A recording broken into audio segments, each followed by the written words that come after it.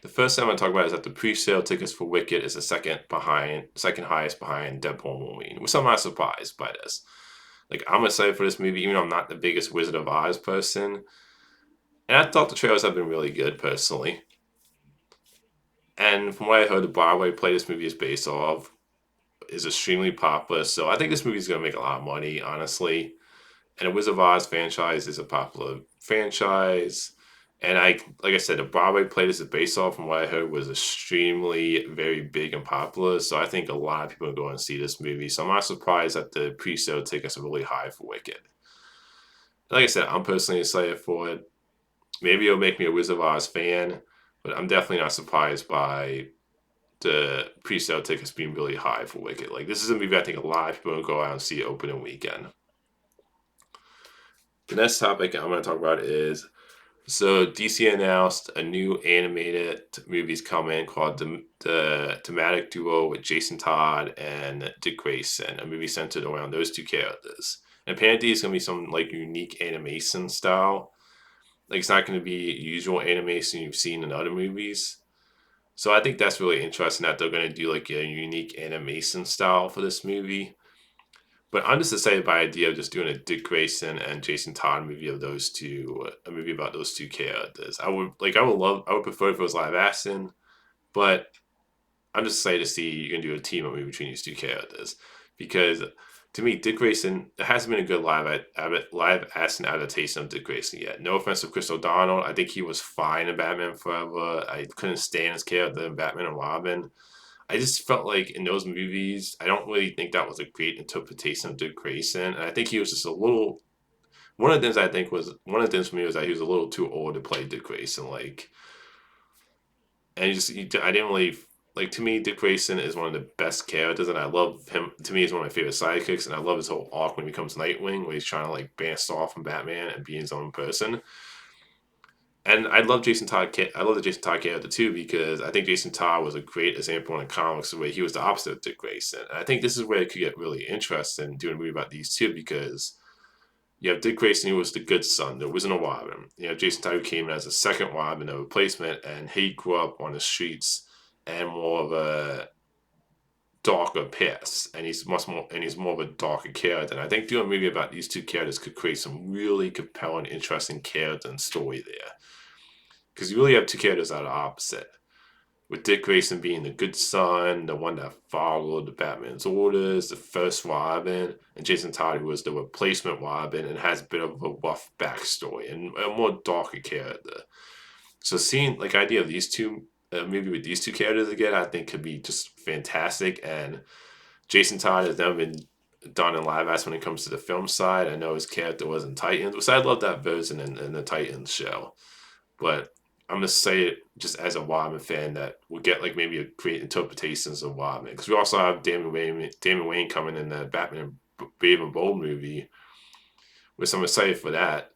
And I just think the idea of kind of like exploring these two Robins in a movie together, and I think that like the relationship between these two characters could be really interesting. Like I said, the fact that Dick Grayson was the first Robin and the good son, and Jason Todd was the one who grew up on the streets and was kind of a darker Robin. So I'm just definitely excited for this movie, Dramatic Duo. I can't wait for this. Like this is definitely one of my most excited DC projects. I'm really excited to see when we start seeing more stuff from it.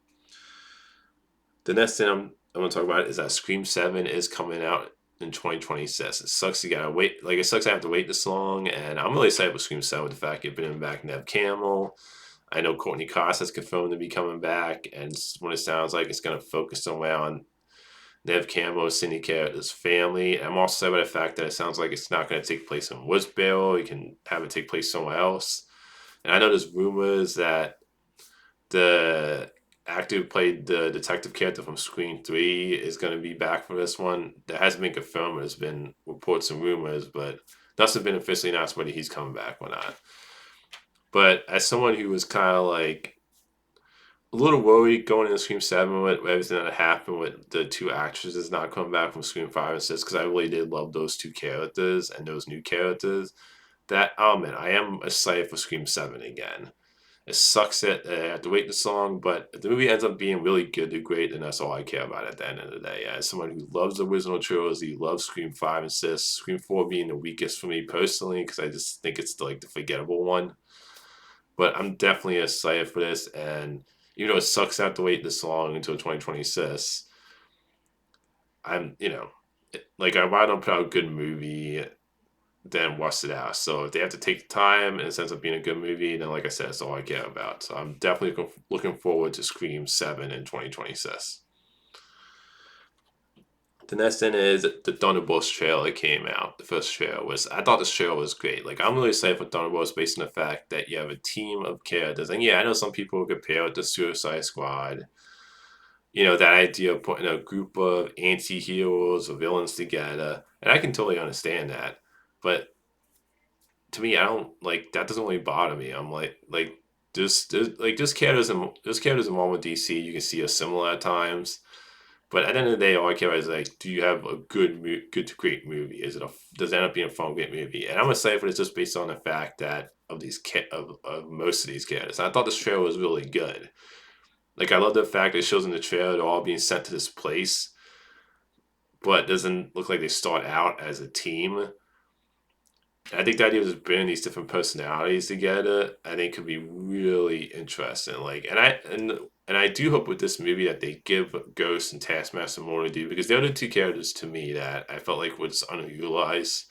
Like, Ghost was kind of a forgettable villain in the second Ant-Man movie. Taskmaster was a forgettable villain, and because I love all the other characters, Bucky, Red Guardian, Elena, Bucky. I feel like they've all had great character stuff in their past movies.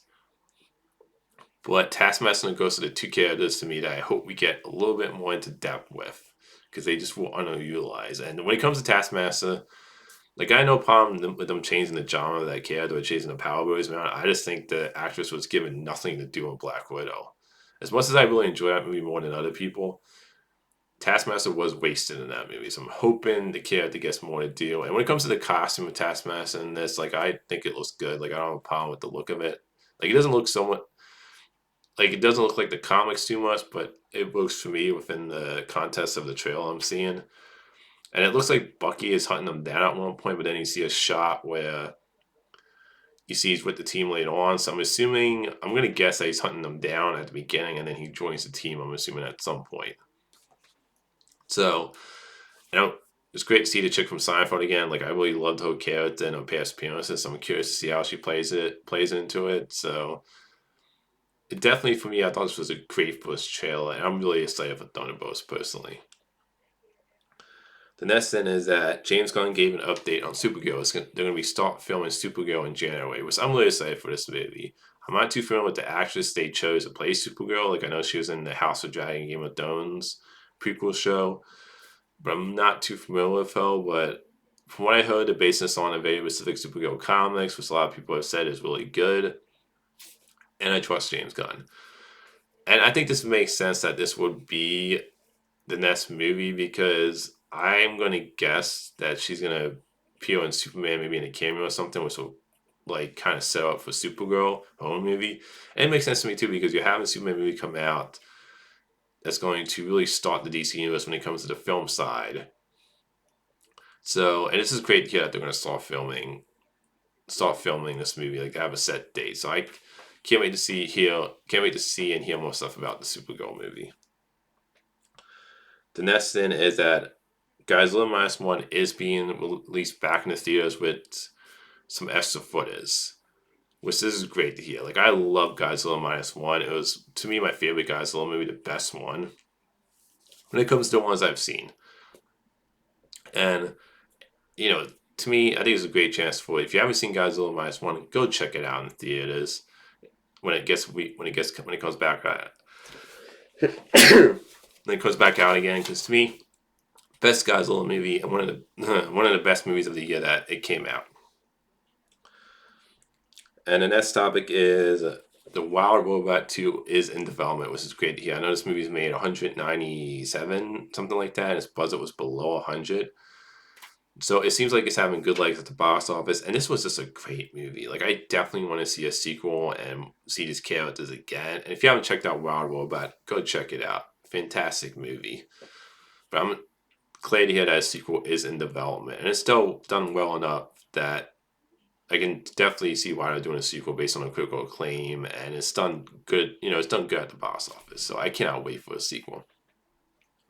The next topic, and I'm not surprised by this, is that the Blade movie has been, Monster Blade movie has been removed from 2025, which I never thought it was going to make whatever date it had for 2025 because the fact it's been through multiple directors, multiple writers.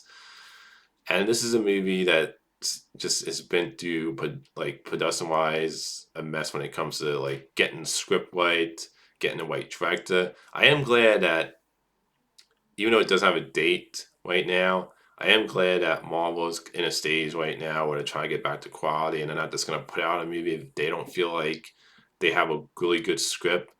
And even though Marcel's getting older, and I don't know if he's going to like be played in the future, like I'm 50-50 on that right now. I do hope at some point we do get a Blade movie with him. Will we just get a Blade movie with somebody new? Because I love Wesley Snipes. And I love the fact that Wolverine they made a joke about the fact that Wesley Snipes is going to be the only Blade right now because of just how much production wise the new Blade movie has been going through writers and directors. But I do hope we get a Blade movie with Marcel Lee. Like I said, I just hope we get a Blade movie pure in MCU because I think the Blade character is a great character. And a lot of them just not even put a date for this movie if they don't feel like they have a good script yet. So, but I'm not shocked by this news. Like I said, this Blade movie, Marcel Lee has been through multiple writers and directors, and like they haven't even like started filming anything for this movie yet. And I rather them just get the script to a phase where it's a great script and then do it. But it's definitely like I said, it makes me think that Marcel Lee, like I said, I'm 50-50 on it. Like it makes me think that he's probably, I'm not sure if he's going to stick around to actually play Blade. Like I hope he does, but he is getting older, and the more you do wait on this, I don't know if you can have Marcel Lee play Blade for a couple movies at his age right now. And by the point if they ever get this Blade movie off the ground, who knows? But I am not surprised that it's been removed from the schedule. Like I never thought it was gonna make 2025, and it makes total sense why it doesn't have a date right now either. So that's all the movie topics today. Until next time, movie fans.